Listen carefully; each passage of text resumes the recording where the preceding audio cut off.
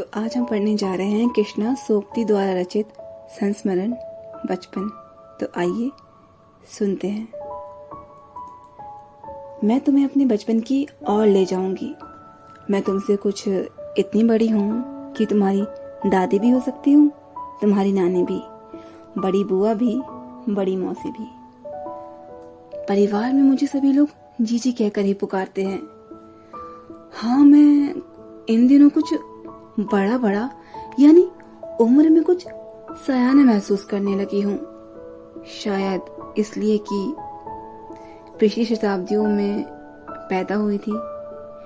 मेरे पहनने और ओढ़ने में काफी बदलाव आए हैं। पहले मैं रंग बिरंगे कपड़े पहना रही थी, नीला, जामुनी, ग्रे, काला, चॉकलेटी, और अब मन कुछ ऐसा करता है कि सफेद पहनो, गहरे नहीं हल्के रंग। मैंने पिछले दशकों में तरह तरह की पोशाक पहनी है। पहले फ्रॉक, फिर निक्कर, वॉकर, स्कर्ट, लहंगे, गरारे, और अब चूड़ीदार और घेरदार कुर्ते।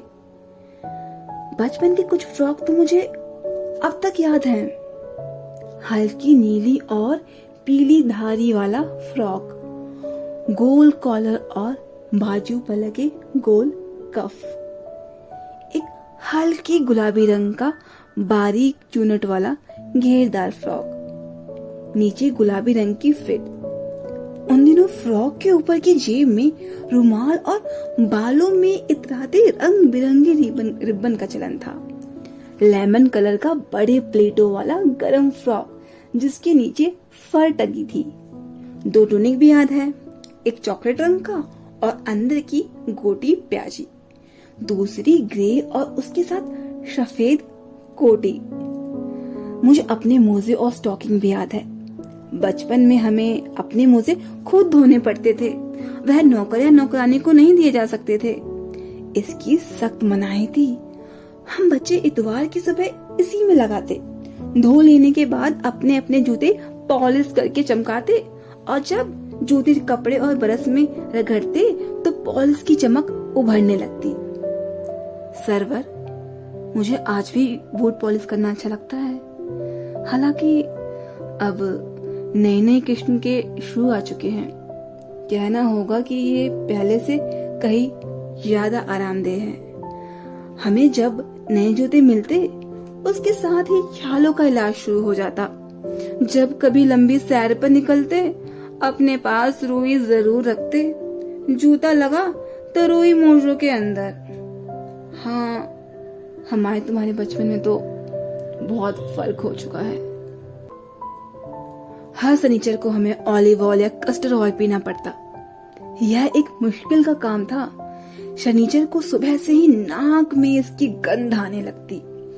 छोटे शीशों के गिलास जिन पर ठीक खुराक के लिए निशान पड़े रहते, उन्हें देखते ही मिलती होने लगती। मुझे आज भी लगता है कि अगर हम भी उसे ना भी पीते तो वह शनिवारी दवा तो कुछ ज्यादा बिगाड़ने वाली नहीं थी। सेहत ठीक ही रहती। तुम्हें बताऊंगी कि हमारे समय और तुम्हारे समय में कितनी दूरी हो चुकी है। यहाँ तक कि बचपन की दिलचस्पियां भी बदल गई हैं। याद रहे, उन दिनों कुछ घरों में क्रोमोफोन थे, रेडियो और टेलीविजन नहीं थे। हमारे बचपन की कुल्फी आइसक्रीम हो गई, कचौड़ी समोसा पेटीज में बदल गया है। शहतूश और फारशे और खसखस के शरबत कोक पेप्सी में। उन दिनों कोक नहीं, लेमनेड विमटी मिलती थी। शिमला और नई दिल्ली में बड़े हुए बच्चों के विंगर्स और डेविको रेस्टोरेंट की चॉकलेट और पेस्ट्री मजा देने वाली होती है। हम भाई बहनों की ड्यूटी लगती थी शिमला मॉल की ब्राउन ब्रेड लाने की। हमारा घर मॉल से ज्यादा दूर नहीं था। एक छोटी सी चढ़ाई और गिरजा मैदान पहुंच जाते। वहां उतराई चढ़ाई उतरते और माल पर कन्फेक्शनरी काउंटर पर तरह तरह की पेस्ट्री और चॉकलेट की खुशबू मन भावनी। हमें हफ्ते में एक बार चॉकलेट खरीदने की छूट थी। सबसे ज्यादा मेरे पास ही चॉकलेट और टॉफी का स्टॉक रहता। मैं चॉकलेट लेकर खड़े खड़े कभी ना खाती, घर लौटकर साइड बोर्ड पर रख देती और रात में खाने के बाद बिस्तर पर लेटकर मजा ले लेके खाती। शिमला के कफल भी बहुत याद आते हैं, खट्टे मीठे, कुछ एकदम लाल, कुछ गुलाबी, रस भरी, कमसल, सोच कर ही मुंह में पानी भर जाए। चेस्टनट और गजब की चीज आज आग पर भुने जाते और छिलके उतार कर मुंह में। जने जोर गरम और अनारदाने का चूर्ण, जने जोर गरम की पुड़िया जो तब थी वह अब भी नजर आती है। पुराने कागजों से बनाए हुए एक पुड़िया में नीरा हाथ का कमाल है। नीचे से तिरछी लपेटते हुए ऊपर इतनी चौड़ी कि चने आसानी से हथेली में आ पहुंच जाए। एक वक्त था जब फिल्म का गाना चना जोर गरम बाबू में लाया, मजेदार चना जोर गरम। उन दिनों स्कूल में हर बच्चे को आता था। कुछ बच्चे पुड़िया पर तेज मसाला बुरकवाते, पूरा गिरजा मैदान घूमने तक यही पुड़िया चलती। एक चना पापड़ी मुंह में डालने और कदम उठाने में एक खास लय रफ्तार थी। छुटपन से ही हमें शिमला रिज पर बहुत मजे किए, घोड़ों की सवारी की। शिमला के हर बच्चे को कभी न कभी यह मौका तो मिल ही जाता था। हम जाने क्यों घोड़ों को कुछ कमतर करके समझते, उन पर हंसते थे। ननिहाल के घोड़े खूब हष्टपुष्ट और खूबसूरत, उनकी बात फिर कभी। शाम को रंग बिरंगे गुब्बारे, सामने जाखू का पहाड़, ऊंचा चर्च की घंटियां बजती तो दूर दूर तक उसकी गूंज फैल जाती। लगता इसके संगीत से प्रभु यीशु सब कुछ कह रहे हों। सामने आकाश पर सूर्यास्त हो रहा है, गुलाबी सुनहरी धारियां नीले आसमान पर फैल रही हैं। दूर दूर फैले पहाड़ों के मुखड़े गहराने लगे और देखते देखते बत्तियां टिमटिमाने लगी। रिस्पर की रौनक और माल की दुकानों की चमक के भी क्या कहने। स्कैंडल पॉइंट की भीड़ से तो उभरता कोलाहल।